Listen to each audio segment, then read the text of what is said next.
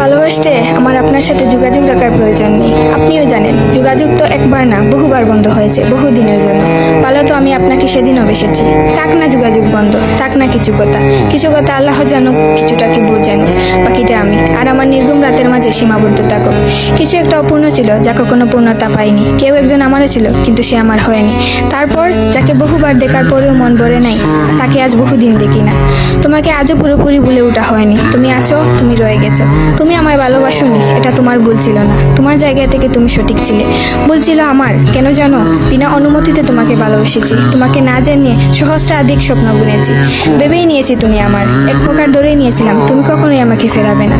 মনে করেছিলাম বাকিটা জীবন তুমি শুধুই আমার। এসব কিছুই ভুল ছিল, সব কিছু ভুল ছিল। আরো ভুল ছিল কি জানো?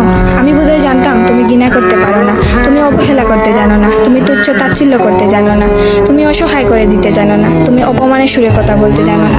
কিন্তু এসবের কোনো কিছুই তোমারও জানা ছিল না, কিংবা কোনো কিছুই যে তুমি করতে পারো না তা কিন্তু নয়। সব কিছুই তুমি পারো। পুরো চিন্তা ভাবনাই ছিল ভুল। যে আমি ভেবেছিলাম তুমি ঠিক তার উল্টো দিকেই ছিলে।